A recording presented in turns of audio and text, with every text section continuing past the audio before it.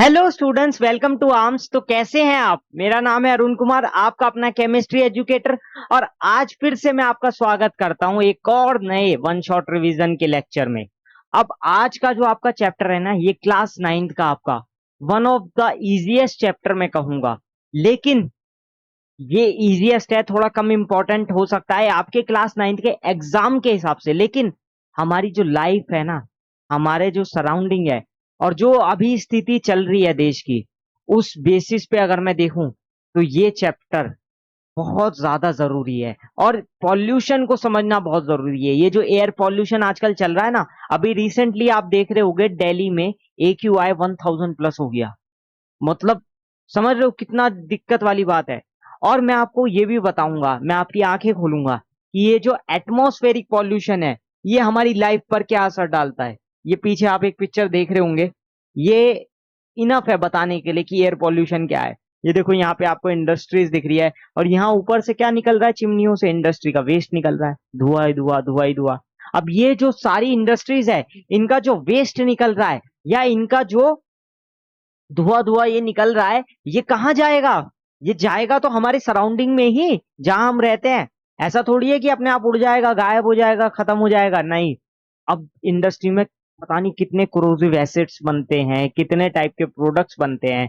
अब ये जो इतना खराब गैसेस निकल रही है, भले ही हम स्क्रबर्स लगाते हैं उसको, एयर पॉल्यूटेंट्स को कम करने के लिए, बट क्या वो इनफ है? क्या ये जो जहरीली गैसेस जाके हमारे एनवायरनमेंट में एयर के साथ मिक्स हो जाएगी, तो वो हमारे लिए सही है या नहीं?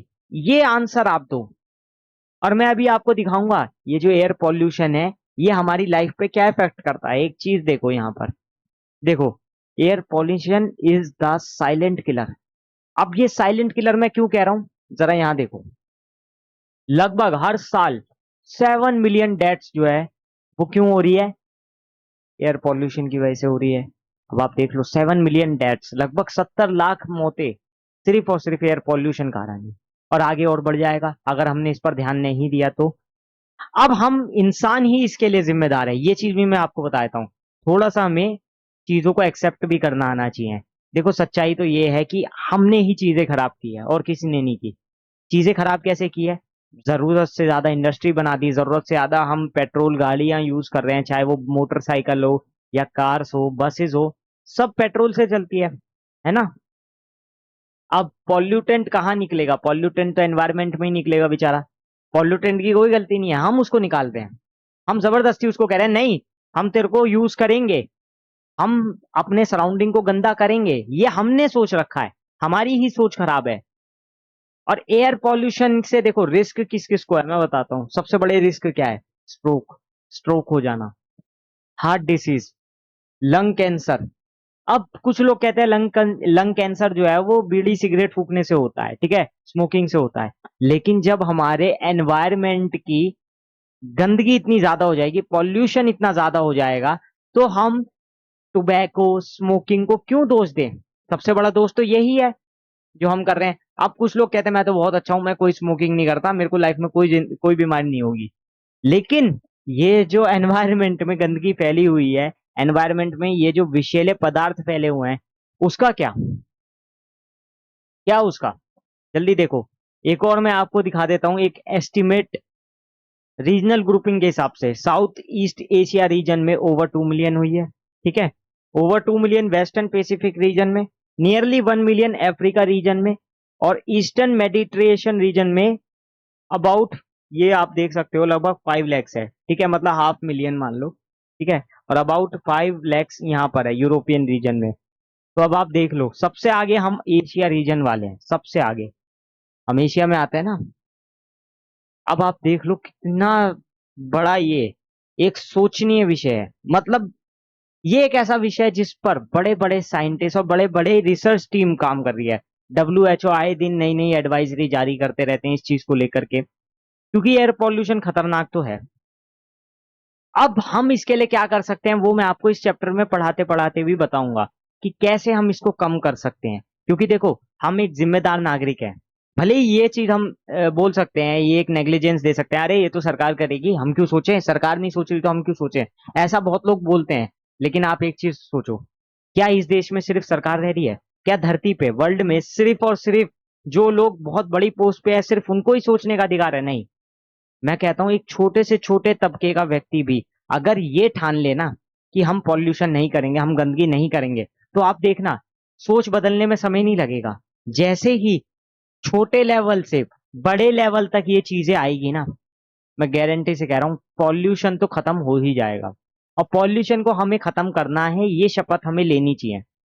क्योंकि आप जिस जगह रहते हो कम से कम उसको तो साफ रखो।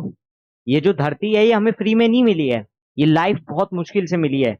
हमने अगर इस धरती पे जन्म लिया है, अगर हमने एक लाइफ मिली है हमें भगवान की तरफ से, तो इसका मतलब ये नहीं है कि हम खुद के साथ साथ दूसरे की भी जिंदगी खराब करें। क्योंकि अगर आप पॉल्यूशन फैला रहे हो, आप खुद की नहीं दूसरे की भी लाइफ बर्बाद कर रहे हो ना। क्यों? क्योंकि जो नहीं कर रहा है, आप सपोज करो एक आदमी साइकिल पे चल रहा है, वो तो पेट्रोल भी नहीं फूक रहा है, वो गंदगी भी नहीं करता है, वो साफ सफाई का भी ध्यान रखता है, लेकिन अपोजिट में 10 लोग ऐसे हैं जो वह उसके अपोजिट में है, मतलब वो सारे काम वैसे कर रहे हैं, पॉल्यूशन भी फैला रहे हैं और एक मिनट, और गंदगी भी फैला रहे हैं। तो इसका मतलब क्या हुआ?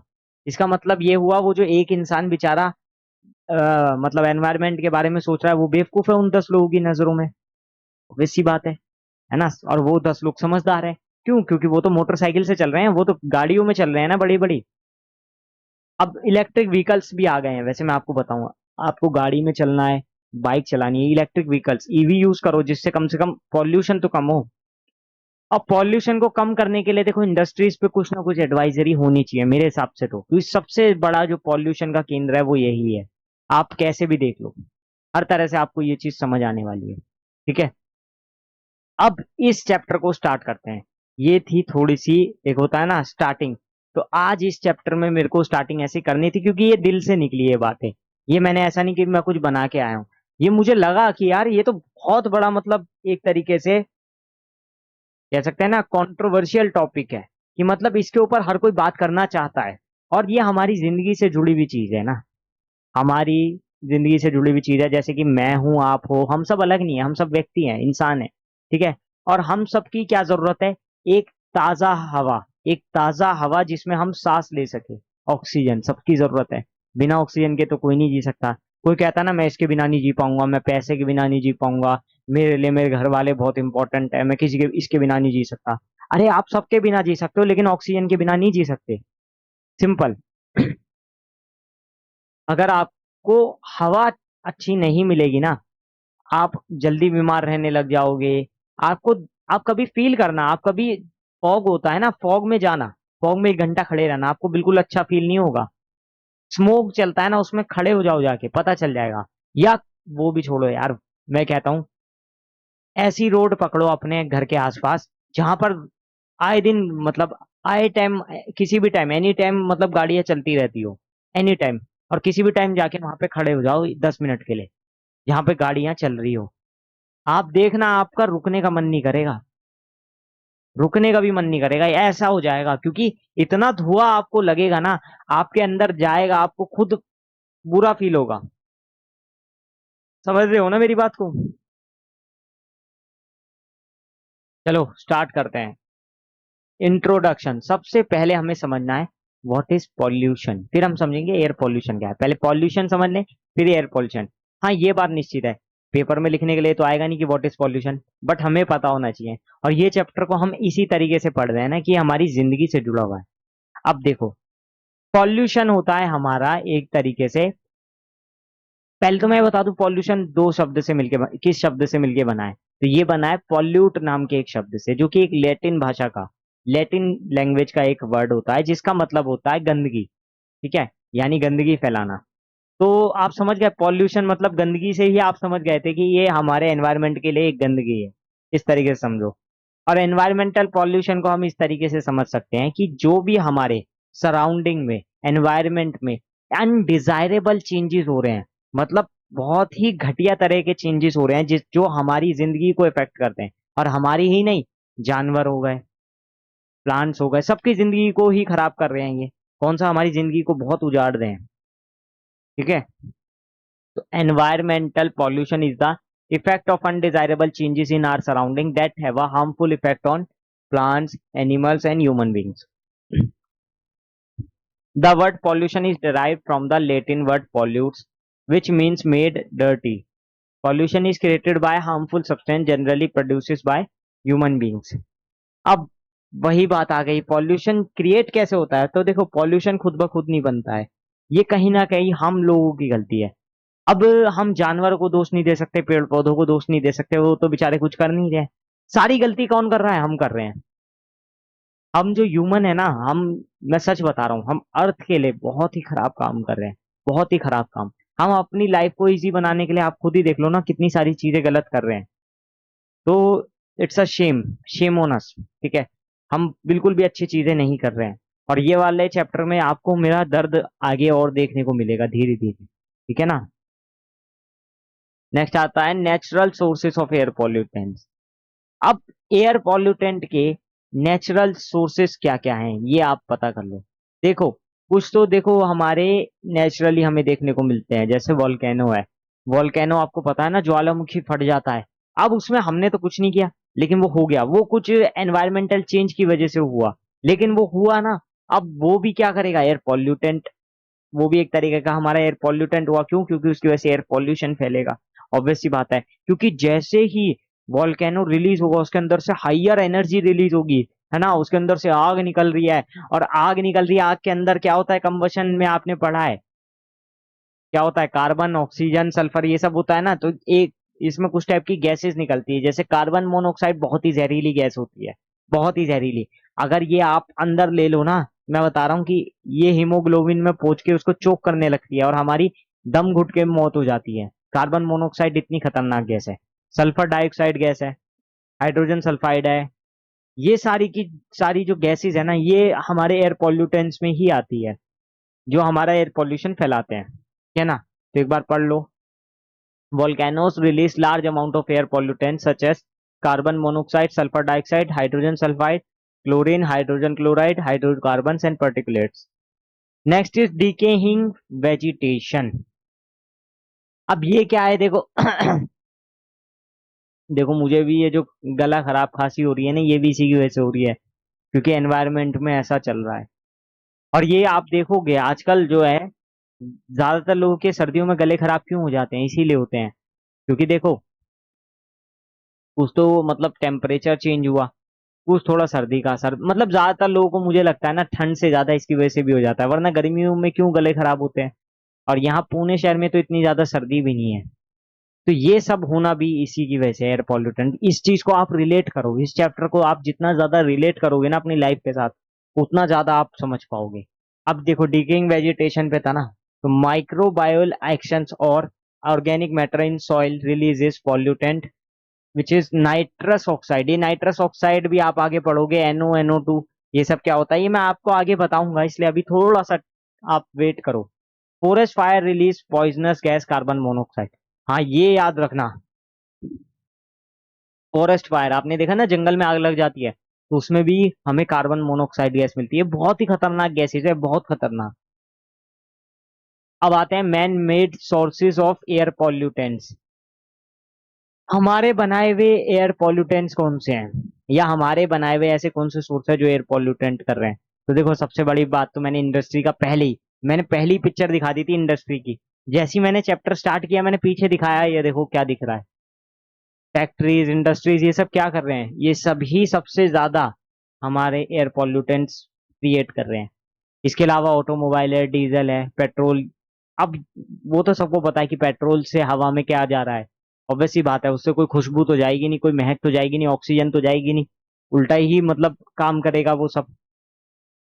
क्योंकि कंबशन होता है ना फ्यूल का, तो कंबशन होता है तो carbon dioxide gas, carbon monoxide gas, ये सब हमें देखने को मिलेगी, और सल्फर डाइऑक्साइड गैस भी। तो हम, ये सारे जो मैन मेड सोर्सेज है ना, चाहे फैक्ट्री हो, चाहे गाड़ियां हो, चाहे इंडस्ट्रियल वेस्ट निकल रहा हो, ये सभी man made source of air pollutants है। एक बार मैं पढ़वा देता हूँ, जैसे यहाँ पढ़ो, ऑटोमोबाइल्स यूज डीजल और petrol as fuel. Incomplete combustion of these fuels release carbon monoxide, sulfur dioxide, hydrocarbons, nitrogen oxide, and particulates like lead. समझ पा रहे हो ना? धीरे धीरे समझ जाओगे। ये वाला चैप्टर याद करने का है, थोड़ा सा आप समझोगे तो और इजीली आप इसको पढ़ पाओगे। नेक्स्ट आता है factories releases carbon dioxide, sulphur dioxide, nitrogen monoxide and particulates. ठीक है। Industrial processes release different types of air pollutants depending upon the types of process involve. अब इंडस्ट्रियल प्रोसेस क्या रिलीज कर रहे हैं, डिफरेंट टाइप के एयर पॉल्यूटेंट्स रिलीज कर रहे हैं। ये डिपेंड कर रहा है किस पे, टाइप ऑफ प्रोसेस जो हम ले रहे हैं, जिस टाइप के प्रोसेस को हम ले रहे हैं उस पे डिपेंड कर रहा है।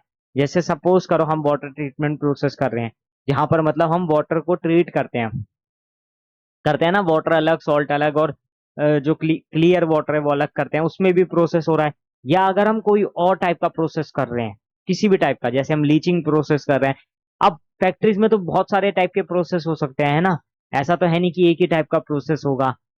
लेकिन हर जगह आप देखोगे जो वेस्ट निकल रहा है ना, जो वो धुआं निकल रहा है ना उस प्रोसेस को होने में, किसी में कम निकल रहा है, किसी में ज्यादा निकल रहा है, निकल तो सब में रहा है ना, ये तो आपको पता है।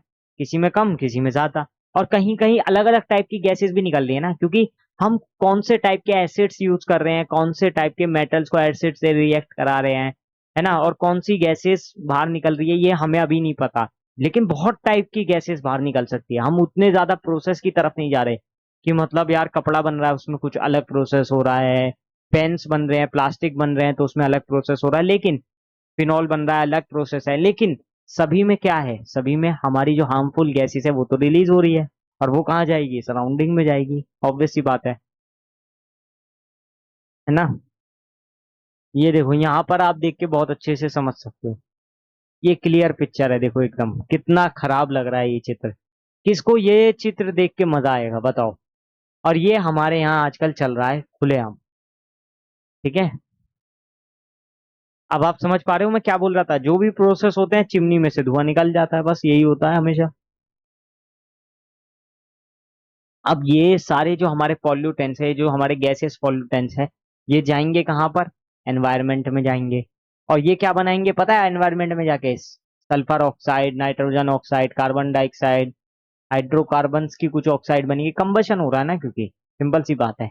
अब इससे क्या पैदा होगा, इससे हमारे अंदर क्या मतलब फीलिंग्स आएगी, वो सारी चीजें भी मैं आपको बताऊंगा। और देखो ये सारी चीजें आपको भी पता है कि ये बहुत अच्छा इफेक्ट तो हमारी लाइफ में नहीं डाल रहे हैं। तो थोड़ा सा पढ़ लेते हैं। एयर पॉल्यूशन दुख का विषय है, लेकिन still air pollution is caused due to the presence of gaseous pollutants like oxides of sulphur, nitrogen, carbon, hydrocarbons and particular pollutants like dust, smoke, mist, spray and fume. ठीक है, समझ में आ गया। एयर पॉल्यूशन वैसे समझने की भी जरूरत नहीं है, सबको पता ही होता है क्या है। ठीक है, ये तो हमें देख के भी पता चल गया। नेक्स्ट आता है हमारा gaseous pollutants and there effects. अब गैसियस पॉल्यूटेंट्स और उनके इफेक्ट्स क्या क्या होंगे। तो देखो सबसे पहले हमें गैसियस पॉल्यूटेंट्स में ये समझना है कि कौन से होते हैं। देखो मैंने अभी बताया आपको कि कार्बन हो, हाइड्रोजन हो, सल्फर हो और नाइट्रोजन, इन सब की ऑक्साइड्स जो होती है वो हमें देखने को मिलती है। तो सबसे पहले वही बना दो। अब तो आपको पता है कार्बन और सल्फर की कौन सी की ऑक्साइड बनेगी, कार्बन की मोनोऑक्साइड और कार्बन डाइऑक्साइड, सल्फर की सल्फर डाइऑक्साइड गैस बनती है, हाइड्रोजन की हाइड्रोजन सल्फाइड गैस, और फ्लोराइड्स जो होते हैं हमारे वो अलग है। ठीक है। अब देखो sulphur dioxide affects yield of crop and causes damage to lungs. अब ये जो सल्फर डाइऑक्साइड गैस है ना, ये हमारी जो फसलें हैं ना उसको खराब कर देती है। उसकी जो यील्ड है मतलब फसलों का उगने की वो जो खपच होती है ना, वो खपच को कम करती है। और दूसरा हमारे लंग्स को करती है। ठीक है, मतलब सिर्फ किसान को नहीं परेशान कर रही है, सबको परेशान कर रही है। लंग्स सबके पास है, ठीक है ना। अब अगर हमारे लंग्स पे इफेक्ट पड़ रहा है तो आप समझ जाओ कि कितनी ज्यादा ये डिफिकल्ट, कितनी ज्यादा ये बेरहम गैस है। मतलब जो हमारे ऊपर खराब असर डाल रही है वो अच्छी तो हो नहीं सकती गैस। नेक्स्ट आ जाता है आपका hydrogen sulphide. Hydrogen sulphide gas क्या है, वो भी आपकी जो फसल है उसकी ग्रोथ को रोक देती है, और हमारी जो आंखें हैं ना उसमें इरिटेशन करती है। आपने कई बार देखा होगा ना, आप बाहर से आते हो सर्दियों में, आपने देखा आप बस से जा रहे थे, सपोज करो आप बस से गए या रिक्शा से गए या पैदल गए, 15 से 20 मिनट की बात है, सर्दियों के टाइम पे ये चीज ज्यादा होती है, कभी भी देखना आपको ना आंखों में नमी नमी सी लगती है और आपकी आंखों से पानी आने लगता है बहुत ज्यादा। खासकर जिनकी आई सेंसिटिव होती है ना, जैसे मुझे बहुत ज्यादा नहीं होता है, लेकिन कभी कभी मुझे भी ये चीज देखने को मिलती है, जब ज्यादा ही पॉल्यूशन, जैसे दिल्ली जैसे एरिया में मैं जाता हूँ तो मैं देखता हूँ, या पुणे में, या बाहर भी मैं देखता हूँ जहां पर ज्यादा पॉल्यूशन है। जिस एरिया में मैं रहता हूँ वहां कम है, लेकिन अगर मैं थोड़े से मतलब एक कहूँ ना डेंस एरिया में जाता हूँ, तो मुझे भी ये चीज फेस करनी होती है कि कि मैं थोड़ी देर बाद देखता हूँ कि मेरी आंखों से नमी आने लगी, पानी आने लगा। तो ये इरिटेशन होती है ना हल्की हल्की, तभी तो आ रहा है। अब ये किसकी वजह से होती है? ये होती है हाइड्रोजन सल्फाइड गैस की वजह से। किसकी वजह से? हाइड्रोजन सल्फाइड गैस की वजह से। और यही हमारे ऊपर इफेक्ट डालती है। क्या डालती है? इफेक्ट डालती है। Next is fluorides. Fluorides causes destruction of vegetation and effects teeth and bones. आपने देखा है किसी किसी के दांत बिल्कुल पीले हो जाते हैं, या फिर बोन में मतलब थोड़ा सा अजीब सी आवाजें आती है, मतलब कुछ ना कुछ उसको अजीब अजीब चीजें देखने को मिलती है। तो ये सब होता है फ्लोराइड्स की वजह से। फ्लोराइड्स में जिसके अंदर मतलब फ्लोराइड्स का असर आ गया, वो क्या होगा, उसके दांत सबसे पहले तो पीले पड़ जाएंगे, है ना, और थोड़े से अजीब से दिखने लगेंगे। तो ये सब फ्लोराइड्स की वजह से होता है। नेक्स्ट है nitrogen oxide cause death of many plants and may cause cancer. ये तो बहुत ही खतरनाक गैस है नाइट्रोजन ऑक्साइड्स। NO2 जो आप देखते हो, ये इतनी खतरनाक है कि इससे कैंसर तक हो सकता है। और कई सारे प्लांट की तो हत्या हो जाती है, मतलब प्लांट खत्म, इसके संपर्क में आते प्लांट खत्म, बस आगे कुछ नहीं। Next, carbon monoxide prevents haemoglobin from carrying oxygen to different parts of the body. अब ये जो कार्बन मोनोऑक्साइड है ना, ये हीमोग्लोबिन को प्रिवेंट करता है, किससे? ऑक्सीजन से। अब आप कहोगे ये मैं क्या बोल रहा हूँ, अरे देखो सिंपल शब्दों में समझाता हूँ।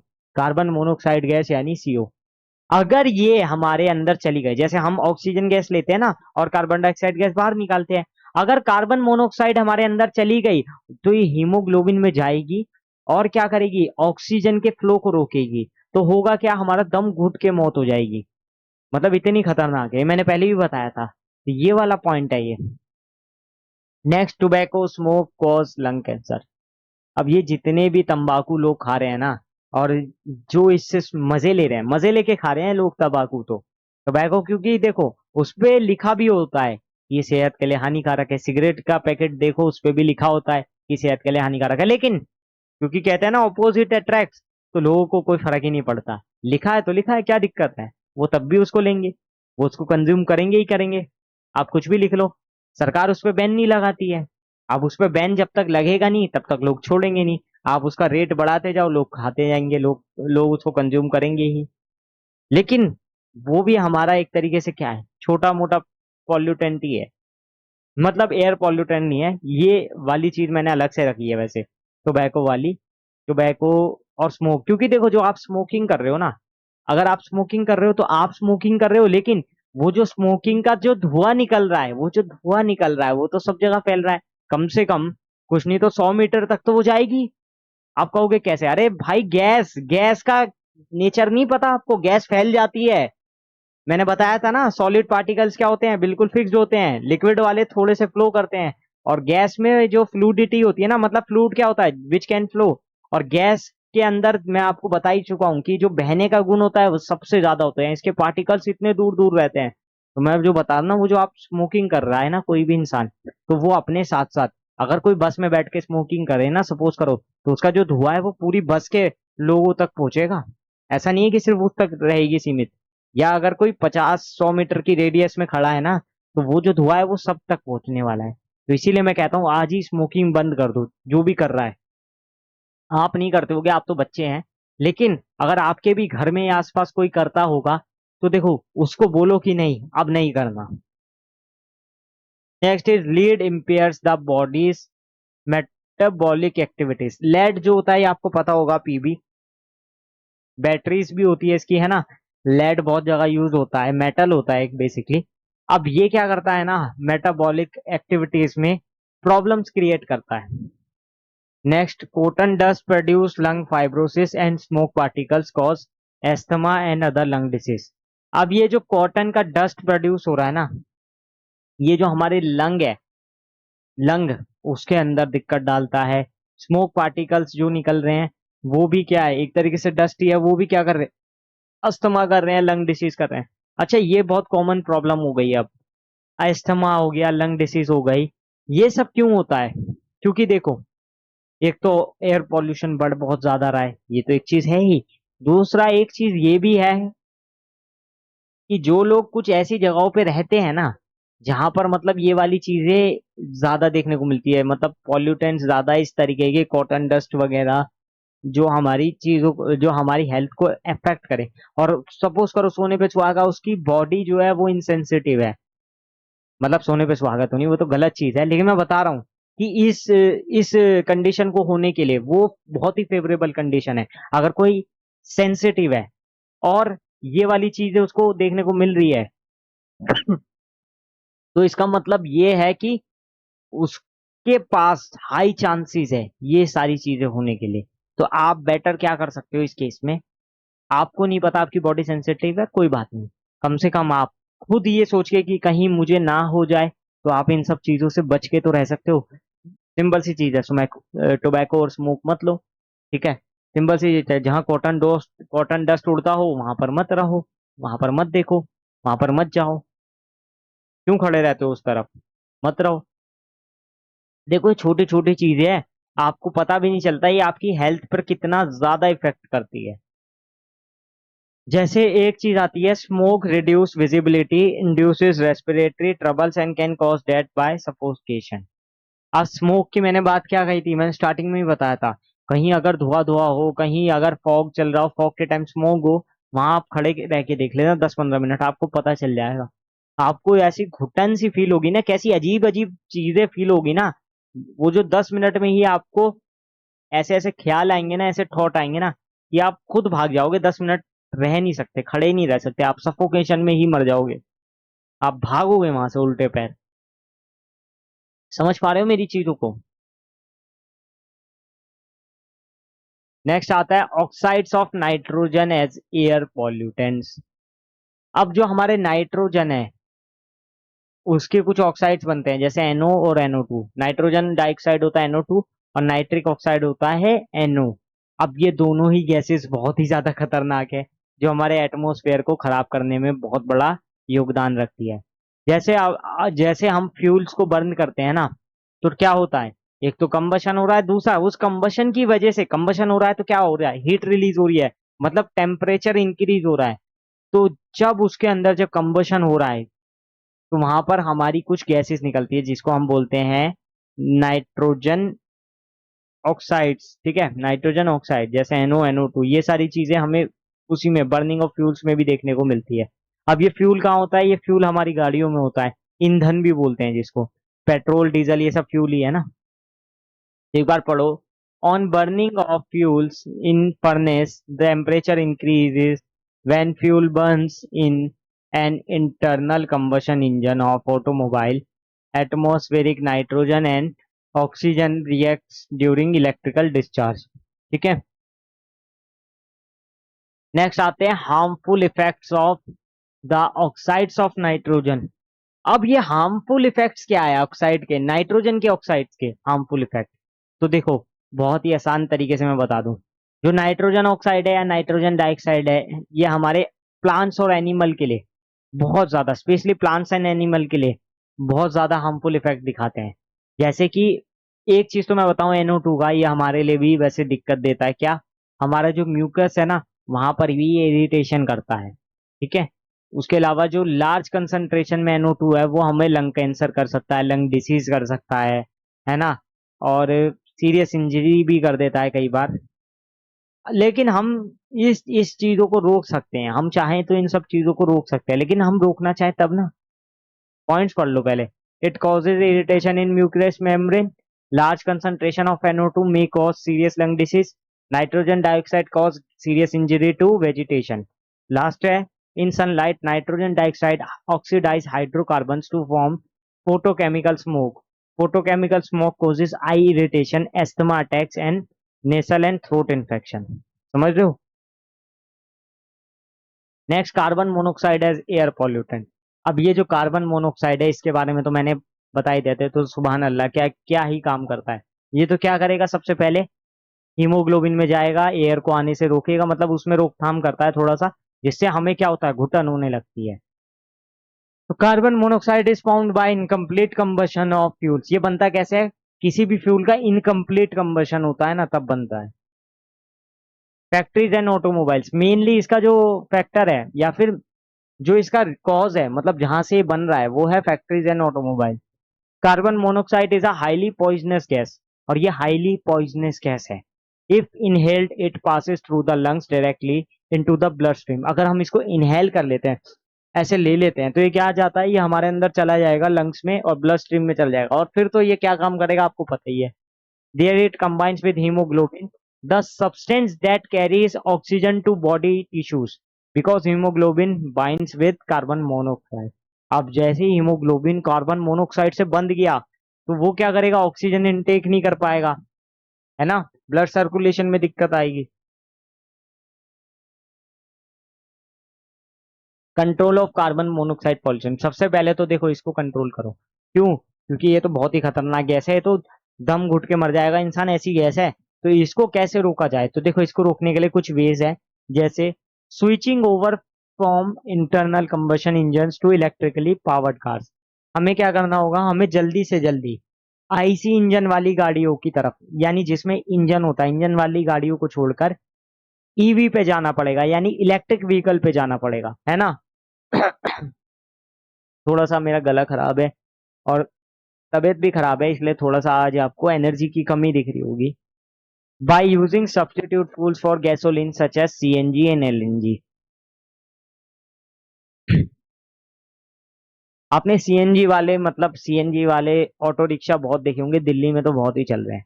दिल्ली में तो दबा के चल रहे हैं सीएनजी वाले ये ऑटो रिक्शा। वो इसीलिए है कि मतलब थोड़ा सा फ्यूल को कम रखा जाए, ठीक है। उसपे सब्सिडिटी वगैरह भी मिलती है, वो सब इसीलिए किया जाता है ताकि ज्यादा से ज्यादा उसका यूज हो सके। नेक्स्ट आता है most important topic of this chapter, acid rain. अब ये एसिड रेन जो है आपका, होता क्या है, पहले मैं इसको समझा देता हूँ शॉर्ट में, बिल्कुल शॉर्ट में समझाऊंगा। ऐसे समझाऊंगा कि आपको सब समझ आ जाएगा, ठीक है ना, आप कुछ भूलोगे नहीं।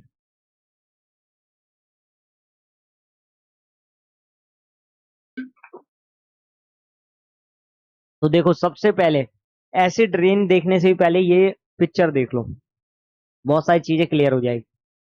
जो एसिडिक गैसेज है वो क्या हो रही है, एटमोस्फेयर से रिलीज हो रही है, ठीक है। चाहे वो सल्फर डाइऑक्साइड गैस हो, नाइट्रोजन डाइऑक्साइड हो, या फिर कार्बन कार्बन डाइऑक्साइड गैस हो, CO2, है ना। अब हो क्या रहा है, ये गैसेज क्या हो रही है, हवा के साथ मिक्स हो गई, हवा के साथ, और हवा के अंदर क्या है, हल्का हल्का मॉइस्चर है, वाटर वेपर्स भी है। तो वो क्या करेगी, वाटर ड्रॉपलेट्स के साथ मिलकर एसिड बना लेगी। जैसे SO2 क्या बनाएगा, SO2 प्लस H2O क्या बन जाएगा,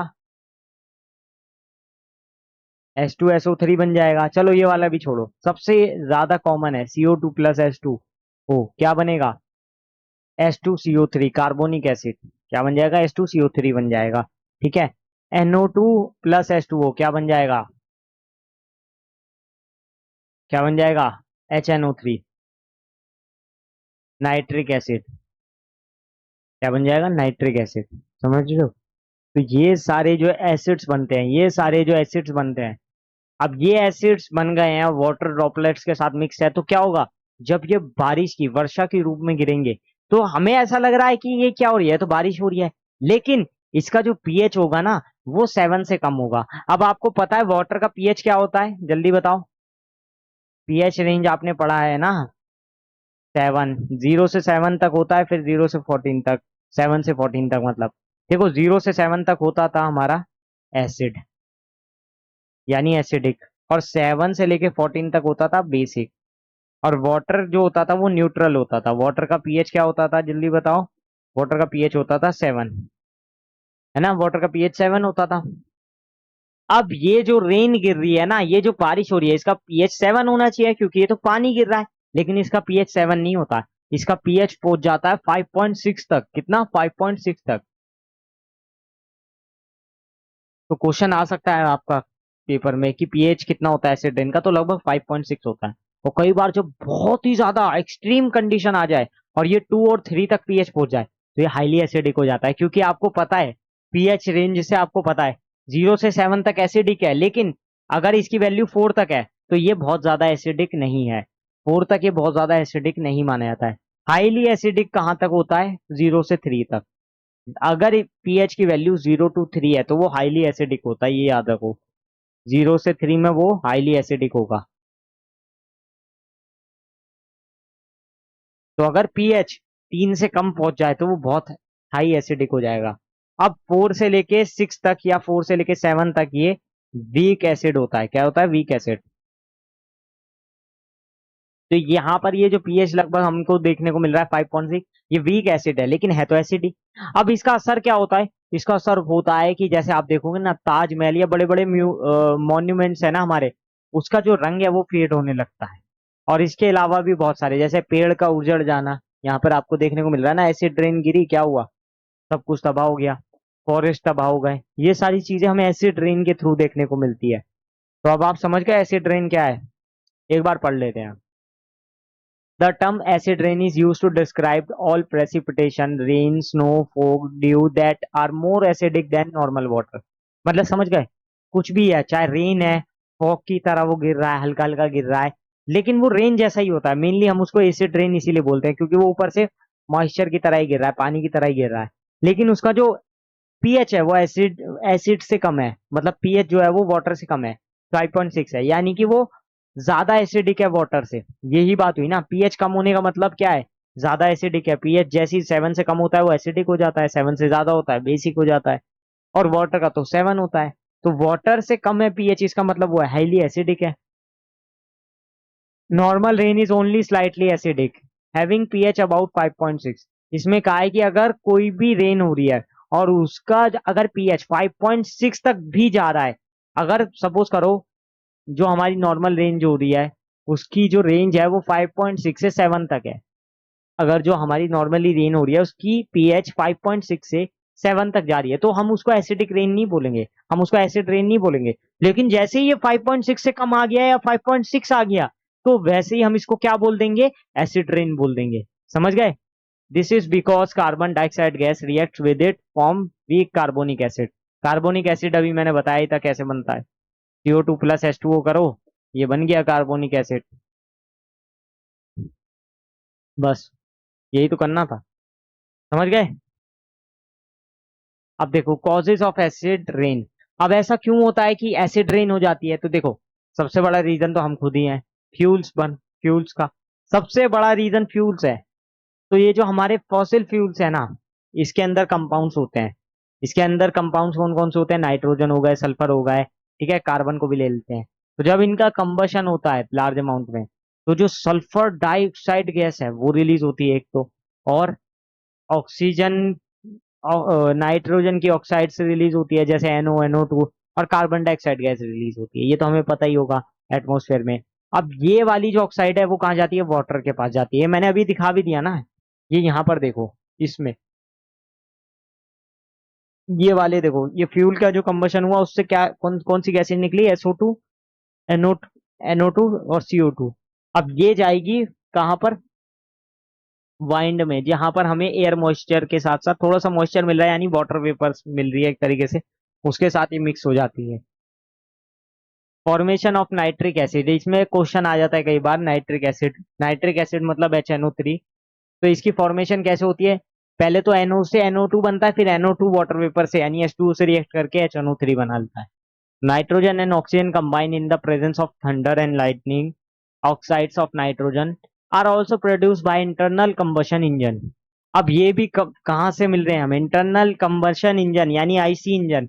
आप जब इंजीनियरिंग में जाओगे, अगर कुछ बच्चे इंटरेस्टेड है ना इंजीनियरिंग करने में, तो IC इंजन एक अलग से एक मतलब कह सकते हैं एक सेमेस्टर होता है, 6 सेमेस्टर, उसमें आता है एक सब्जेक्ट IC इंजन। तो IC इंजन को आप बहुत अच्छे से पढ़ोगे अगर आप मैकेनिकल इंजीनियरिंग लोगे तो। और मैं आपको बताऊं कि इसका जो वर्क होता है, पिस्टन हो गए, स्ट्रोक्स हो गए, आप 2 स्ट्रोक साइकिल, 4 स्ट्रोक साइकिल, सब चीजें पढ़ोगे, बहुत ही डीप में पढ़ोगे, लेकिन यहाँ भी 9th क्लास में नहीं पढ़ना। आप सिंपल समझ लो, इंजन वाली गाड़ी मतलब जो पॉल्यूशन कर रही है, EV जो पॉल्यूशन नहीं कर रही, बस। अब आ जाता है फॉर्मेशन ऑफ सल्फ्यूरिक एसिड। हमने नाइट्रिक एसिड का देख लिया, अब सल्फ्यूरिक एसिड का देखते हैं। तो देखो, combustion of coal forms sulphur dioxide. अब सल्फर डाइऑक्साइड भी हमने 3 गैस देखी थी, CO2, NO2 और SO2। ये SO2 कौन सी है? Sulphur dioxide gas. Petroleum products also release sulfur dioxide on combustion. Some sources of oxides of sulfur are chemical plants, metal processing plants and copper, lead and zinc smelting industries. Zinc smelting industry मतलब zinc smelting industry इतना ज्यादा आपको deep में नहीं जाना. Lead and zinc smelting industries क्या है ये आप देख लो. Impact of acid rain. अब इसके इम्पैक्ट क्या क्या होंगे मैं बहुत ही इजीली आपको बताऊं. इसके इम्पैक्ट अच्छे तो बिल्कुल भी नहीं होंगे. अच्छे तो होंगे नहीं, ऑब्वियस सी बात है यार. एसिड रेन क्या है? वो एसिडिक रेन मतलब हमारी जो एक तरीके से पानी गिरना चाहिए उसकी जगह पे एसिड गिर रहा है, ये समझो. तो ये अच्छा तो हो ही नहीं सकता कभी भी. अब इसके इम्पैक्ट जो होते हैं वो हमेशा बुरे ही होते हैं, हमारे ऊपर तो बहुत ही बुरे होते हैं. ठीक है.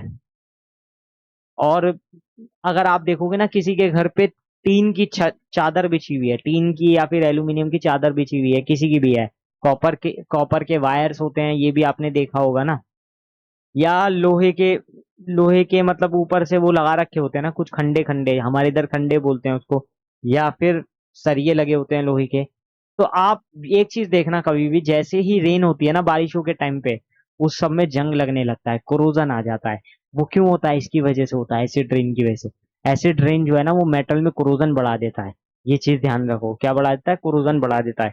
और ये जो एसिड रेन है कभी भी आप देखो हमारे ऊपर गिरेगा तो हमारे ऊपर भी अच्छा असर थोड़ी करेगा, इन्फेक्शंस वगैरह करेगा. ऑब्वियस सी बात है ना, यही करेगा ना. ऑब्वियस सी बात है. अब एक बार पढ़ लेते हैं कि हमारी ओवरऑल चीजों पे क्या असर डालेगा. तो पहला पॉइंट है, acid rain effect soil chemistry. It removes calcium and potassium, both the basic ingredients of soil, thus making it lose its fertility, which ultimately damages forests.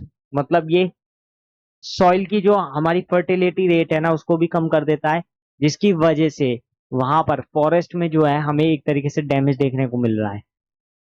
Acid rain causes loss of nutrients from plants, thus damaging their leaves. और वो क्या कर रहा है? Nutrients को भी खत्म कर रहा है प्लांट्स के. और डैमेज क्या कर रहा है? उसकी जो पत्ती है, लीव्स है. Next point, acid rain has serious ecological impacts as it affects water bodies too. The water of lakes and rivers is gradually become acidic due to acid rain. अब जो हमारी लेक्स एंड रिवर्स है ना उसमें भी हमें एक चीज देखने को मिल रही है कि वो भी एसिडिक होती जा रही है ड्यू टू एसिड रेन. वो इफेक्ट क्या कर रहा है? देखो जो इफेक्ट हो रहा है ना एक्वेटिक लाइफ में वो ये हो रहा है कि acid rain increases corrosion of metal. Acid rain impacts humans too. मतलब दोनों पे ही खराब इफेक्ट डाल रहा है. Reducing the impact of acid rain. अब जो हमारा इम्पैक्ट है एसिड रेन का वो कैसे हम कम करें, क्योंकि देखो ये खतरनाक चीज है, ये तो हमने देख लिया. इसका कुछ भी अच्छा असर नहीं हो रहा है, ये भी हमें पता चल गया. अब इस इम्पैक्ट को कैसे कम किया जाए, सबसे बड़ा सवाल हमारे सामने यही आता है, कैसे इससे बचा जाए. है ना? समझ पा रहे हो? तो देखो सबसे पहली चीज, इस सब को खत्म करने के लिए हमें जो हमारी जिस जो इसका कॉज है ना, एसिड रेन होती क्यों है? क्योंकि जो हमारे पॉल्यूटेंट्स निकलते हैं लाइक NO2, SO2 और CO2, उसको रोकना होगा. अगर हमने उसको रोक लिया, उसके एमिशन को रोक लिया, तो एसिड रेन होगी ही नहीं. तो सबसे बड़ी चीज यही है. By reducing the emission of oxides of sulfur and nitrogen, this can be done by using cold or oil by sulfuric content. ये चीज आपको याद रखनी है. और एक और आता है एक device, scrubber. A device that absorb gaseous pollutants. अब ये जो हमारा डिवाइस होता है ना स्क्रबर, ये क्या करता है? ये जो हमारे पॉल्यूटेंट्स होते हैं ना, विषैले पदार्थ होते हैं, उसको कैच करता है, उसको कैच करके बाहर जाने ही नहीं देता, पहले ही रोक लेता है. और बहुत सारी जगह पे स्क्रबर यूज किया जाता है. स्क्रबर इंडस्ट्रीज में बहुत जरूरी है यूज करना. जो क्या करता है? एयर पॉल्यूटेंट्स को खींच लेता है, उसको जाने नहीं देता. बहुत सारी जो हमारी इफ्लुएंट ट्रीटमेंट इंडस्ट्रीज है वहां पर ये जरूर यूज होता हुआ दिखता है हमें, क्योंकि वहां तो बहुत वेस्ट निकलता है हर साल. तो वहां पर क्या करते हैं? स्क्रबर लगा देते हैं, जिससे कि ये वो जो विषैले पदार्थ निकल रहे हैं, वो गैसेज निकल रही है, उसको रोक लेगा वहीं. ठीक है. Next question is, why does rain water have pH less than 7? अब ये हाँ पूछा गया मुझसे कि जो हमारा रेन वाटर है उसका जो pH है वो 7 से कम क्यों होता है. अब ये क्वेश्चन का आंसर मैं दोबारा दूं, ये तो मैं बहुत पहले ही बता चुका हूँ. क्यों कम होता है ये भी मैं बता चुका हूँ यार, सिंपल सी चीज है. जब मैं यहाँ समझा रहा था तभी बता दिया था।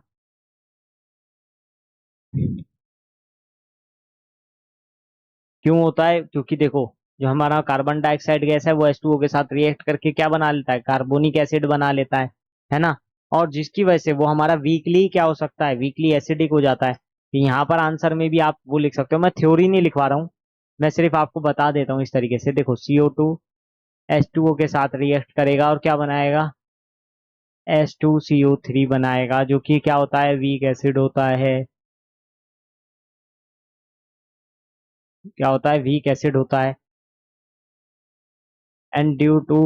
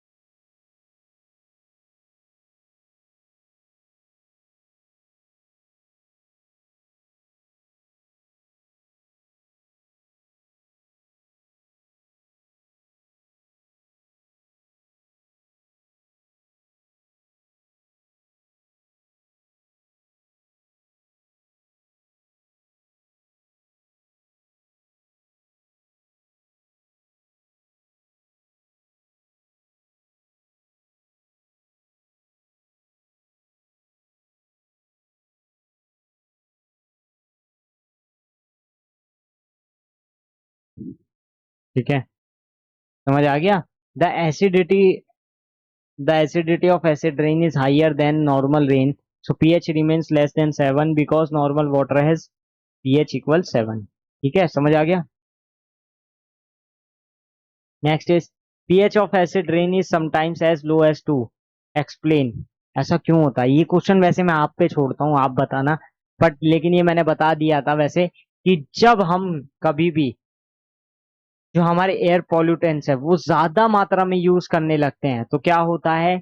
उसके अंदर क्या होता है, जल्दी बताओ? उसके अंदर एसिडिक बिहेवियर भी बढ़ जाएगा। और एसिडिक बिहेवियर जब एक चरम सीमा पर पहुंच जाएगा, मैंने बताया था जब 4 से कम होगा तो हाईली एसिडिक होगा। जब भी ये जो पीएच हमारा लेस देन 3 या लेस देन 4 चला जाएगा ना, तब ये चीजें बढ़ जाएगी। तो हमें बहुत ज्यादा एसिडिक रेन देखने को मिलेगी, हाईली एसिडिक रेन देखने को मिलेगी। चलो, नेक्स्ट टॉपिक पे आते हैं, global warming, which is a very very very important topic. अब मैं क्यों कह रहा हूँ very very very important topic? क्योंकि इसमें से क्वेश्चंस आते हैं। अब आगे जो हम पढ़ने वाले हैं ना, ग्लोबल वार्मिंग और green house effect, ozone depletion, बहुत इंपॉर्टेंट चीजें बता रहा हूँ, बहुत इंपॉर्टेंट। जैसे अगर मैं ग्लोबल वार्मिंग की बात करूं, क्या है ग्लोबल वार्मिंग और क्यों इस पे इतना ज्यादा ध्यान दिया जा रहा है, तो देखो सिंपल सी बात है। हमारा जो सराउंडिंग है ना, हमारा जो एनवायरनमेंट है, उसका लगातार जो टेम्परेचर है वो इंक्रीज करता जा रहा है। क्या हो रहा है? इंक्रीज करता जा रहा है। अब इंक्रीज भी ऐसा नहीं कर रहा है कि मतलब थोड़ा बहुत, बहुत ज्यादा इंक्रीज हो रहा है। अब आपने देखा होगा ना कि आजकल गर्मियां, बहुत ज्यादा गर्मी होती है, बहुत गर्मी होती है गर्मियों में, 40 डिग्री के ऊपर, 45 डिग्री, 46 डिग्री। अब ऐसा क्यों होता है कि हमें अब बहुत ज्यादा गर्मी फील होती है? और सर्दियों में भी अब इतनी सर्दी नहीं लगती है। देखो, सर्दी चल रही है, हाफ हाफ टी शर्ट में खड़ा हूं मैं, जनवरी के महीने में। ठीक है, ऑब्वियसली पुणे में कम पड़ती है, पर एक टाइम पे तो अच्छी खासी होती थी। तो वैसे भी आप नॉर्थ साइड में भी देखोगे, अब उतनी ठंड नहीं पड़ती है जितनी पहले पड़ती थी। पहले के टाइम में तो मुझे याद है, मार्च अप्रैल तक सर्दी रहती थी और शुरू होती थी सितंबर अक्टूबर में। अब आप देखो, नवंबर में दिवाली के टाइम पे लोग हाफ टी शर्ट में घूम रहे हैं सब जगह, ठंड ही नहीं है। अब ऐसा क्यों हो रहा है कि ठंड नहीं है? और खासकर कोस्टल एरिया में, जैसे कि मुंबई है और चेन्नई वगैरह है ना, मतलब ऐसे वाइजैक हो गया, जहां पर भी समुंदर है, गोवा हो गया, वहां पर तो दबा के गर्मी हो रही है। और ये ही एक इफेक्ट है ग्लोबल वार्मिंग का, कि मतलब टेम्परेचर, जो अर्थ का टेम्परेचर है वो जरूरत से ज्यादा बढ़ता जा रहा है। अब इसके पीछे ना बहुत सारे रीजन है, बहुत सारे, जिसके ऊपर हम बात करने वाले हैं। मेनली तो पॉल्यूशन ही है, उसके अलावा भी बहुत सारे रीजन है। ठीक है ना? तो ये हो गया हमारा an increase in the temperature of the earth surface due to heat trapped by green house gases. अब ये ग्रीन हाउस गैसेस क्या है, उसके पहले हमें ग्रीन हाउस इफेक्ट पढ़ना पड़ेगा, तभी हम ग्रीन हाउस गैसेस समझ पाएंगे। तो ग्रीन हाउस इफेक्ट क्या होता है? Heating of the earth and its environment due to solar radiation trapped by carbon dioxide and water vapours in the atmosphere is called green house effect. तो समझ गए कि जो हमारा अर्थ है ना, और जो उसके आसपास में एनवायरनमेंट है उसमें हमें सोलर रेडिएशन देखने को मिलता है। किसकी वजह से? कार्बन डाइऑक्साइड और वाटर वेपर्स की वजह से। अब CO2 और H2O, कुछ याद आया? वाटर वेपर्स और कार्बन डाइऑक्साइड, कार्बोनिक एसिड बनेगा, वीक कार्बोनिक एसिड, है ना, ये तो आपको पता ही है। अब ये जो ग्रीन हाउस की बात हो रही है ना, ग्रीन हाउस होता क्या है मैं आपको बताऊं। एक ग्रीन हाउस इफेक्ट भी मैं आपको समझाने वाला हूँ। एक ग्लास स्ट्रक्चर होता है, जैसे कि ऐसे समझो।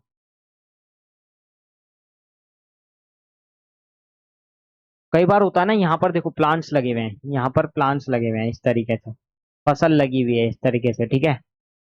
यहाँ पे अलग अलग फसल रखी हुई है, तो एक गिलास लगा दिया है। अब सन से क्या होगा? रेडिएशन आएगा। सन से क्या होगी? रेडिएशन आएगी यहाँ पर। ये जो ये जो शीशे का घर है ना, शीशे का घर है, इसके अंदर हमने क्या रख रखी है?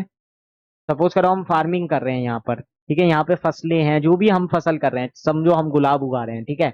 गुलाब के पौधे लगा दिए हमने यहाँ पे, और ऊपर से हमने इसको पूरा का पूरा ढक दिया है। किससे? कांच के सरफेस से, ग्लास से। अब कांच के सरफेस में देखो, क्योंकि सन की रेडिएशन तो इसमें आएगी, इसमें आ तो जाएगी, लेकिन वापस नहीं जा पाएगी, वापस नहीं जा पाएगी। अब वापस नहीं जा पा रही है, इसके अंदर ट्रैप्ड हो गई है। इसका मतलब क्या है? इसके अंदर क्या होगा? टेम्परेचर बढ़ जाएगा, इसके अंदर टेम्परेचर बढ़ जाएगा। हाँ, इसको रोकने के लिए भी कुछ कुछ चीजें होती है, लेकिन मैं बता रहा हूँ। सपोज करो ये हमारी अर्थ है, सपोज करो ये जो ग्रीन हाउस की मैं बात कर रहा हूँ, सेम टू सेम हमारी अर्थ है, तो हो क्या रहा है कि सन की रेडिएशन तो आ रही है, लेकिन वो क्या हो रही है? ट्रैप्ड हो रही है। वो ट्रैप्ड हो रही है, मतलब वो बाहर ही नहीं जा पा रही है। हीट क्या हो रही है? बहुत ज्यादा एक्सेसिव हीट बढ़ रही है। तो इससे क्या हो रहा है? एवोपरेशन का रेट भी बढ़ रहा है, और क्या हो रहा है, और हमें जो गर्मी फील हो रही है, हमें जो ह्यूमिडिटी फील हो रही है, वो भी बहुत ज्यादा हो रही है। तो यही है हमारा ग्रीन हाउस इफेक्ट। अब इसको और अच्छे से समझेंगे। ग्रीन हाउसेस गैसेस कौन कौन सी है हमारी? सबसे पहले तो कार्बन डाइऑक्साइड और वाटर वेपर्स है, ठीक है, ये तो मैंने अभी बता दिया, carbon dioxide and water vapours. Next है oxides of nitrogen, methane, ozone, chlorofluorocarbon etcetera, CFC। अब ये जो CFC है, ये आपको फ्रीज में भी देखने को मिलेगी, बहुत सारी जगह आपको देखने को मिलती है CFC, है ना। अब इसके सोर्स क्या है? ग्रीन हाउसेस गैसेस के सोर्स क्या है? देखो सोर्स है ये कार्बन डाइऑक्साइड सबसे पहले तो। इंडस्ट्रियल प्रोसेस हो, कोई भी मैन्युफैक्चरिंग हो, लाइम बनाने का हो या फर्मेंटेशन का हो, ये तो बहुत जगह यूज है, ये तो बहुत जगह हमें निकलती हुई नजर आएगी, है ना। अब ये इंडस्ट्रियल प्रोसेस में यूज नहीं हो रही है, निकल रही है carbon dioxide gas. Biological decay of plant, ठीक है। बायोलॉजिकल डिके ऑफ प्लांट का मतलब क्या है? देखो आपको ये चीज तो पता होगी ना, प्लांट क्या है? CO2 लेते हैं और ऑक्सीजन छोड़ते हैं, ये बात तो आपको पता है ना। और हम ऑक्सीजन लेते हैं, CO2 छोड़ते हैं, ये चीज आपको पता है ना। तो देख रहे हो हमारे और प्लांट्स के बीच में कितना अच्छा समन्वय है। हमें जिस चीज की जरूरत है, उस चीज की उनको जरूरत नहीं है, और जिस चीज की हमें जरूरत नहीं है, उस चीज की उसमें उनको जरूरत है। तो प्लांट्स का मैं कहता हूँ हर एक इंसान पे एक प्लांट होना बहुत जरूरी है। तो प्लांट्स की जो संख्या है ना, वो इंसानों से थोड़ी सी ज्यादा होनी चाहिए मेरे हिसाब से, पेड़ पौधों की। नेक्स्ट आता है वाटर वेपर्स। वाटर वेपर्स क्या है? The main source of water vapour is burning of hydrocarbons. तो मेनली ये कहाँ से मिल रही है हमें वाटर वेपर्स? जो हमारे बर्न हो रहे हैं ना हाइड्रोकार्बन्स, वहां से। अब उसमें क्या क्या प्रोड्यूस होता है? Carbon dioxide and water vapours. अब हाइड्रोकार्बन्स, ये एक रिएक्शन देख लो, hydrocarbon plus oxygen gives carbon dioxide and water vapours. एक एग्जांपल दिखाता हूँ, जैसे मीथेन हमारा एक हाइड्रोकार्बन होता है, इसकी रिएक्शन करा दो ऑक्सीजन से, O2 से, क्या बन जाएगा जल्दी देखो। एक बनेगा CO2 और एक बनेगा H2O। रिएक्शन को बैलेंस कर देता हूँ, यहाँ पर 4 है, ठीक है, अब बैलेंस हो गई। इसको भी बैलेंस करने के लिए यहाँ पर 2 लिख दो। अब देखो, ठीक है, ये मैंने एक रिएक्शन आपको लिख के दिखा दी है, मतलब इसको थोड़ा और अच्छे से मैं लिख सकता हूँ, जिससे अच्छे से दिखे। अब ठीक दिख रही है? हाँ, अब ठीक दिख रही होगी, ठीक है ना। Next is oxides of nitrogen, जो क्या क्या होते हैं? NO और NO2, ठीक है, ये तो मैं बता ही चुका हूँ। Combustion of fossil fuels like coal, oil, natural gases, gasoline, etc. in automobiles and power plants produce high temperature. अब ये जो हमारी नाइट्रोजन ऑक्साइड्स है ना, जब हम इसका फॉसल फ्यूल्स का कंबशन कर रहे हैं, लाइक कोल ऑयल वगैरह नेचुरल गैस का, तो हमें क्या मिल रहा है? हमें हाई टेम्परेचर्स देखने को मिल रहे हैं। मीथेन मीथेन CH4 होता है, ये आपको पता ही होगा। It is estimated in large quantities during anaerobic decomposition of organic matter in soil, water, and sediments. Incomplete combustion of fossil fuels also produces methane and other hydrocarbons. अब एक question है, which is not a green house gas? इनमें से कौन green house gas नहीं है? वैसे तो मुझे यहाँ देख के भी पता चल रहा है, अभी हमने पढ़ ली है, कार्बन डाइऑक्साइड होती है, नाइट्रोजन ऑक्साइड होती है, मीथेन होती है, सिर्फ कार्बन मोनोऑक्साइड नहीं होती। चाहे तो आप यहाँ देख लो, मीथेन था, नाइट्रोजन ऑक्साइड थी, वाटर वेपर थी, और कार्बन डाइऑक्साइड थी, कार्बन मोनोऑक्साइड ही नहीं है। बस बस इतना आसान क्वेश्चन आता है आपका पेपर में, है ना, जो देखते ही कर लो। इसमें से न्यूमेरिकल्स नहीं आएंगे, कोई सॉल्व करने वाला क्वेश्चन कभी भी नहीं आएगा इसमें, यही थियोरेटिकल क्वेश्चन आते हैं। अभी कितना बाकी और है देख लेता हूँ। अभी तो है 10 स्लाइड और है, चलो कोई नहीं। नेक्स्ट आता है हमारा mechanism of green house effect. अब हमने ग्रीन हाउस इफेक्ट तो पढ़ लिया क्या होता है, अब इसका मैकेनिज्म क्या क्या है। तो देखो इसमें होता क्या है कि कुछ परसेंट हमें सन से जो आ रही है रेडिएशन, अब कुछ परसेंट हमें एटमॉस्फेयर में देखने को मिल रही है, कुछ परसेंट हमारी जो सरफेस है वहां पर हमें देखने को मिल रही है। जैसे ये डायग्राम में देखो, सबसे पहले जो सन से आई लगभग 50% या 49% जो है वो एब्जॉर्ब कर रहा है अर्थ सरफेस। तो यहाँ से जो रेडिएशन आ रही है सन की, वो 50% तो अर्थ खुद ही एब्जॉर्ब कर लेता है। 20%, अब कितनी बची? 49% हो गई, 51% और बची है। अब वो 50% कैसे कैसे बटेगी? 20% आएगी कहाँ पर? एटमोस्फेयर एंड क्लाउड्स में, यानी कि ये एब्जॉर्ब करेगी क्लाउड्स और एटमोस्फेयर। 6% जो है वो हमारी एटमोस्फेयर में स्कैटर हो जाएगी। ठीक है ना। अब ये जो हमारी अर्थ सरफेस ने 49% एब्जॉर्ब की, उसी में से 5% वो रिफ्लेक्ट होगी अर्थ सरफेस पे। और ये जो क्लाउड्स ने 20% एब्जॉर्ब की, वो क्लाउड्स क्या करेगा? 20% रिफ्लेक्ट करेगा। तो इस टाइप से हमें देखने को मिलता है। अब यहाँ पर ये वाली चीजों को रोकने के लिए हमें क्या करना चाहिए, वो अभी आगे देखेंगे, बट पहले ये पढ़ लो। Sunlight reaching the earth consist of 3 types of radiation, namely ultraviolet radiation, visible radiation and infrared radiation. अब ये जो यूवी रेज है ना, वो बहुत ही डेंजरस होती है। इस यूवी रेंज से हमें बचाती है ओजोन लेयर। कौन बचाती है? Ozone layer. क्योंकि ये जो यूवी रेस हमें डायरेक्टली पड़ती है ना हमारी तरफ, ये हमारी स्किन के ऊपर बहुत ही खराब इफेक्ट डालती है, बहुत ही खराब। इसके लिए सनस्क्रीन भी बनाई जाती है। वो सनस्क्रीन होती है इसलिए कि जो सन्स की अल्ट्रावायलेट रेडिएशन है, मतलब जो रेंज है, उससे बचने के लिए, यूवी रेस से बचने के लिए। ठीक है। बहुत देर हो गई ना कराते कराते, आज गला खराब ही हो रहा है मेरा। As sunlight passes through the atmosphere, most of the UV radiation is absorbed by ozone. 30% of infrared radiation reaches the earth surface, heating up the surface. जैसे देखो 20%, ये इंपॉर्टेंट पॉइंट्स है। 20% absorb by the atmosphere and clouds, 49% absorb by earth surface. Surface नहीं, surface. अभी भी गलत।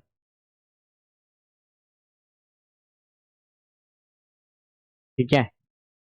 6% scattered by atmosphere, 20% reflected by clouds, 5% reflected by earth surface। ठीक है। बस ये पॉइंट्स याद कर लेना, बहुत ज्यादा नहीं देखना आपको। नेक्स्ट आता है advantages of green house effect. अब इसके एडवांटेज क्या है ग्रीन हाउस इफेक्ट करने के लिए? ठीक है ना।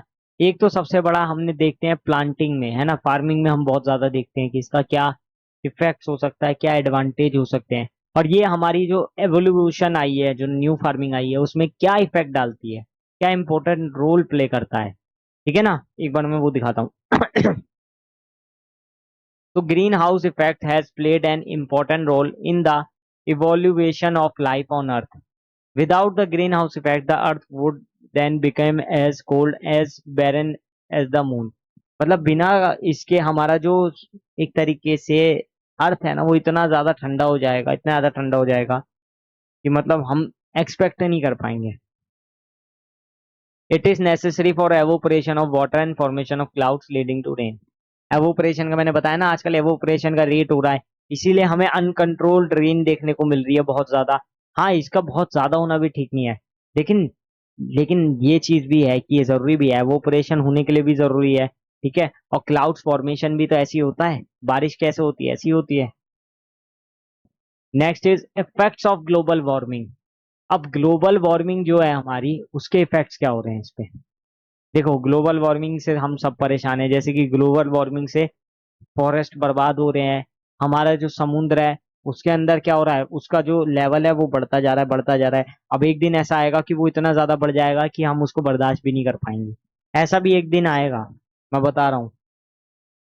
और उस दिन के लिए आप सब तैयार रहो, उस दिन के लिए पहले से तैयार रहो, क्योंकि बहुत दूर नहीं है।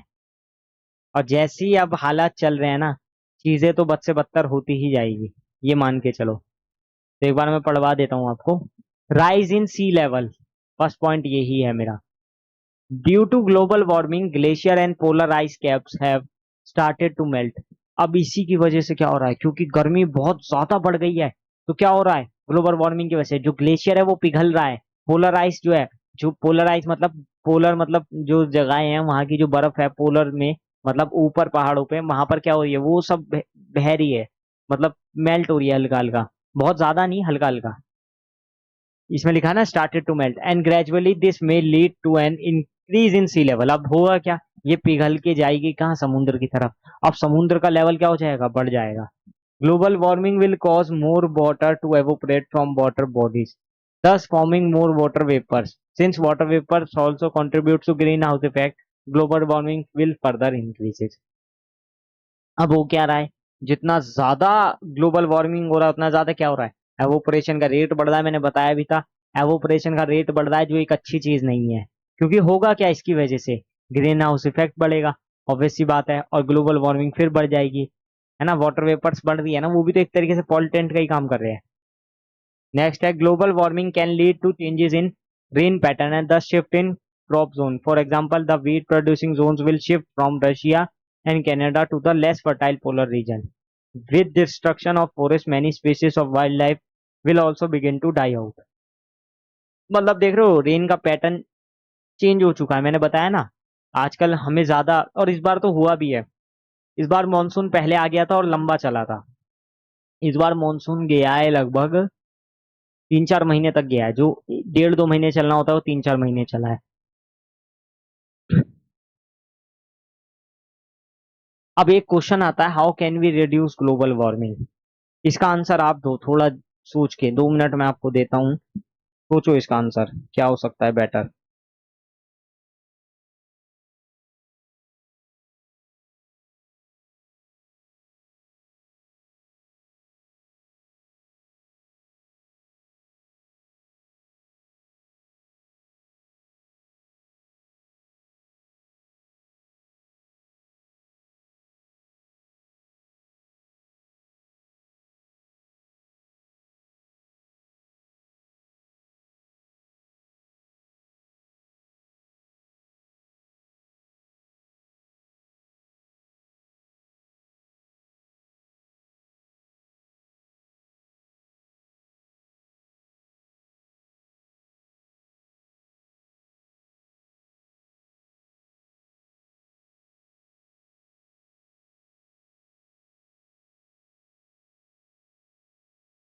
जल्दी बताओ। देखो, बहुत सारी चीजें हैं इसको रिड्यूस करने के लिए। सबसे पहले तो हम फॉरेस्ट को काटना बंद कर दे। दूसरी चीज है, हम अपने ऊपर ध्यान दें। अपने ऊपर ध्यान दें मतलब, हम वैसा कुछ भी ना करें जिसकी वजह से ग्लोबल वार्मिंग हो। जैसे कि हमें पॉल्यूशन को कम करना होगा, ऑब्वियस सी बात है, हमें ईवीज पे स्टिक करना ही होगा। ये थियोरटिकल क्वेश्चन है, इसका मैं क्या आंसर है, इसको सॉल्व नहीं करना है, मैं आपको सिर्फ बता रहा हूँ।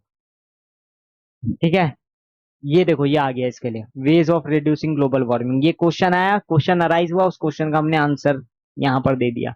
सो मिनिमाइज यूज ऑफ ऑटोमोबाइल, सबसे पहला होगा हमारा मिनिमाइज यूज ऑफ ऑटोमोबाइल। ये तो हमें करना ही करना है।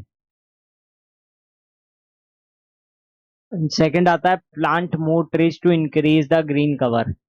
जिससे कि हमें क्या मिले, कम से कम एटलीस्ट हमें ऑक्सीजन भी मिलती है ट्रीज से, तो ये तो हम वैसे भी कर सकते हैं। Avoid burning of dry leaves would etcetera, and next है अवॉइड स्मोकिंग। तो ये सारी चीजें अगर हम छोड़ दे तो हम ग्लोबल वार्मिंग से बच सकते हैं। नेक्स्ट क्वेश्चन है असर्शन रीजन टाइप। अब असर्शन रीजन टाइप वाले क्वेश्चंस ना बहुत ज्यादा आते हैं, आपने देखा भी होगा, इसके क्वेश्चंस आते ही आते हैं ज्यादातर। और ये वाले जो क्वेश्चंस होते हैं ये बहुत ज्यादा इंपॉर्टेंट भी होते हैं, ये भी आपको मालूम ही होगा, है ना। अब इसको करने के लिए क्या ट्रिक्स है, देखो सबसे पहले आप असर्शन को पढ़ो, फिर आप रीजन पढ़ो, जो सही लगे उसको टिक कर दो। जैसे असर्शन बोल रहा है पहला वाला, there is a gradual increase in the average temperature of the earth surface. मतलब ये कह रहा है कि अब क्या देखने को मिल रहा है, एक ग्रेजुअल इंक्रीज देखने को मिल रहा है एवरेज टेम्परेचर में, किसके, अर्थ सरफेस के टेम्परेचर में। तो हो क्यों रहा है ये हो, हमें तो पता है कि ग्रीन हाउस इफेक्ट रिस्पॉन्सिबल है इसके पीछे। रीजन में कहा है वही चीज, green house effect is responsible for the increase in earth temperature. तो बिल्कुल सही बात है, क्या है, बिल्कुल सही बात है। उसी की वजह से तो हमारा टेम्परेचर बढ़ गया, यही तो हमने ग्लोबल वार्मिंग में पढ़ा था। तो यानी कि क्या ये सही है, हाँ ये भी सही है, ये भी सही है, और ये इसकी एक्सप्लेनेशन भी है। तो इसका आंसर होगा both A and R are true and R is the correct explanation of A. बताओ क्लियर है कि नहीं।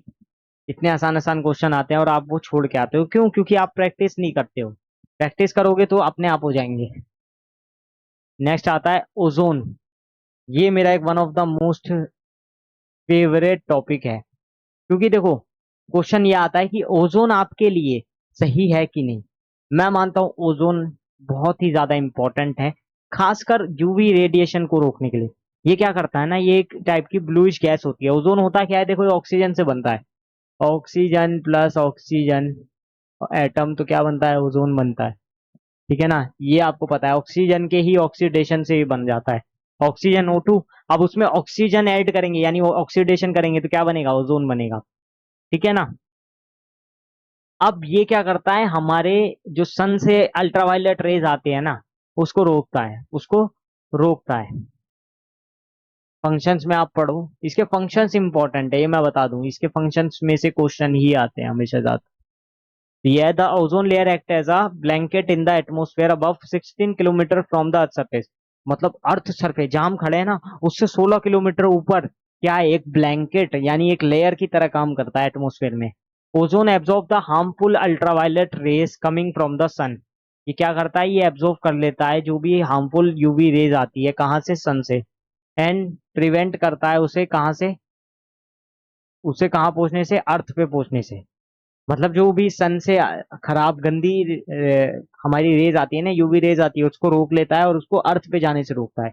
Thus it protects the life on earth from harmful effects of UV rays that can cause screen cancer, destroy many organism necessary for life in general। मतलब बहुत सारी चीजों को ये रोक सकता है, ये एक तरीके से रोकथाम वाला काम करता है, ये समझ लो। ठीक है। नेक्स्ट आता है डिप्लीशन ऑफ ओजोन लेयर।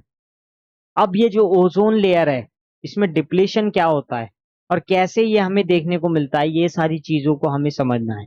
तो देखो सबसे पहली चीज, decrease in quantity of ozone in the upper layer of atmosphere is called depletion of ozone. यानी कि ओजोन की जो क्वांटिटी है, ओजोन बनने की वो जो क्वांटिटी है, ओजोन लेयर की वो जो क्वांटिटी है, अगर उसमें कुछ डिक्रीज आ रहा है उसको हम बोलते हैं डिप्लीशन ऑफ ओजोन। ठीक है। Which leads to the formation of an ozone hole in 1980। Scientist detected an ozone hole above Antarctica. तो एक बार क्या हुआ ना, 1980 की एक बात है कि अंटार्कटिका में उन्होंने एक ओजोन होल को डिटेक्ट किया कि भाई यहाँ पे ओजोन होल है, यानी कि जो ओजोन की परत है ना, यानी जो ओजोन लेयर है ना, उसमें छेद है। छेद होने से क्या हो रहा है, यूवी रेस तो कमिंग, यूवी रेस तो आ रही है ना, मतलब धरती तक। क्योंकि ओजोन का काम क्या होता है, ओजोन लेयर का, ओजोन परत का काम क्या होता है, जो हमें सूरज से किरणें आ रही है उसको रोकना। अब अगर उसमें छेद हो जाए तो क्या होगा, वो जो रेज है वो तो उसमें से पास हो जाएगी, फिर तो वो अर्थ पे आएगी। An equilibrium is set up between generation and destruction of ozone such that under normal condition ozone concentration remains constant. Next is chemical responsible for destruction of ozone layer। अब ये तो हमने पढ़ लिया कि ओजोन डिप्लेशन हमें देखने को मिला। अब ये ओजोन डिप्लेशन हमें आखिर देखने को मिला तो क्यों मिला, रीजन तो अब ये आता है कि ओजोन डिप्लेशन हुआ ही क्यों। तो देखो इसके पीछे कुछ रीजंस है। इसमें फ्यूल ऑफ प्लांट्स के भी आते हैं, एक्सक्लूसिव बहुत ज्यादा क्लोरोफ्लोरोकार्बन का यूज भी आता है। ठीक है, इंडस्ट्रीज वो तो सबसे ज्यादा बर्बाद तो किया ही हमारे यहाँ इंडस्ट्रीज ने है। तो ये आप पढ़ लो एक बार, ये अच्छा टॉपिक है। First is excessive use of chlorofluorocarbons. इसमें देखो बोला जाता है solvents, aerosol स्प्रेस, propellants, refrigerants and blowing agent for plastic foams. तो हम बहुत ज्यादा क्या यूज कर रहे हैं, क्लोरोफ्लोरोकार्बन यूज कर रहे हैं। और ये हमें कहाँ देखने को मिल रहे हैं, एरोसोल स्प्रेज में, प्रोपेलेंट्स में, रेफ्रिजरेंट्स में। ठीक है। Next is fuel of plants. Nitric acid, nitric oxide reacts with ozone to form nitrogen dioxide and nitrogen trioxide. Plane के अंदर पता है ना आपको क्या फ्यूल होते हैं। Next is the chemical used in industry like methyl chloride, CH3Cl है, या मिथाइल ब्रोमाइड है, CH3Br है, कार्बन टेट्राक्लोराइड CCl4 है। And the gases which are responsible for global warming also deplete ozone layer, looking of chlorine and free radicals of chlorine is called scavenging. अब ये वाला point याद lock कर लो, इसमें से कई बार एक नंबर का क्वेश्चन आ जाता है, व्हाट इज स्केवेंजिंग। ठीक है, तो वो आप यहाँ पर देख सकते हो, locking of chlorine and free radicals of chlorine is called scavenging. ठीक है, समझ आ गया क्या। अब एक क्वेश्चन आता है, the formation of ozone involves a chemical reaction called photolysis. The highly energetic ultraviolet radiation from the sun breaks the oxygen molecule into oxygen atom. Oxygen atom then react with oxygen molecule to form ozone. तो अब आप बताओ, देखो वैसे तो ये देख के पढ़ के भी पता चल रहा है कि ये क्या सही है क्या गलत, ये तो बहुत ही सिंपल लल्लू सा क्वेश्चन है। अगर ये भी आपसे ना हो तो फिर तो धिक्कार है। मैं आपको 1 मिनट देता हूँ, ज्यादा नहीं, 1 मिनट से ज्यादा नहीं दूंगा। बताओ जल्दी ये सही है या नहीं।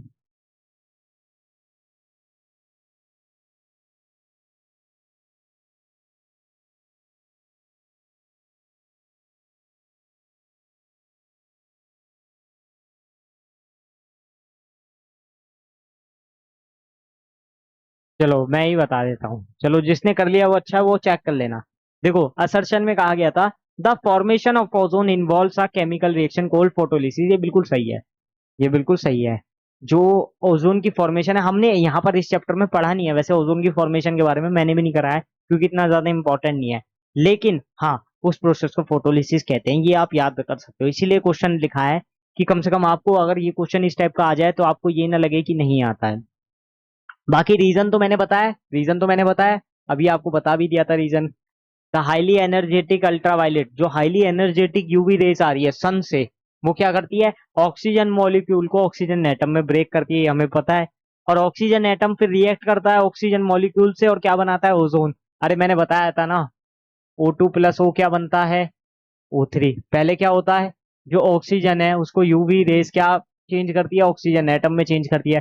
फिर वो ऑक्सीजन एटम दोबारा से ऑक्सीजन से रिएक्ट करके क्या बनाता है, ओजोन बनाता है। ओजोन मतलब O3, है ना। तो ये रीजन भी करेक्ट है। तो इसका मतलब मुझे क्या देखने को मिल रहा है, दोनों ही सही है, असर्शन भी सही है, रीजन भी सही है, और रीजन इसकी करेक्ट एक्सप्लेनेशन भी है। तो यहां पर आ जाएगा both A and R are true and R is the correct explanation of A. जल्दी बताओ करेक्ट है कि नहीं, सही है।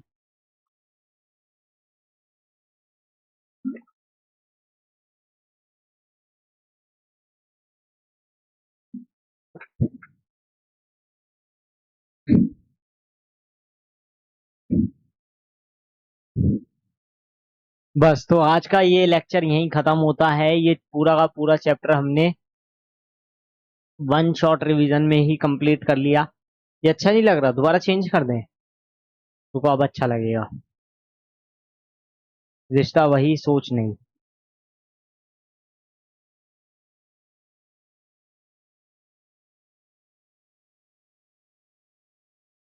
ग्रीन की वाइट, ग्रीन ग्रीन। अब ठीक लग रहा है, हाँ अब सही लग रहा है, अब मस्त लग रहा है ना एकदम। Thank you. So thank you for watching, बहुत ही मजा आया आज की इस वीडियो में। और हमने पूरा पूरा चैप्टर एक ही वन शॉट रिवीजन में कंप्लीट कर लिया, ये भी बड़ी बात है। बहुत ही अच्छा चैप्टर था और इस चैप्टर को आप थोड़ा सा सीरियसली लेकर भी पढ़ो, क्योंकि ये चैप्टर आपको सीरियसली लेके पढ़ना जरूरी है। ये हमारी जरूरत है, हमारे एनवायरनमेंट की जरूरत है ना। तो मिलते हैं फिर नेक्स्ट वीडियो में। Till then thanks for watching and stay tuned with us.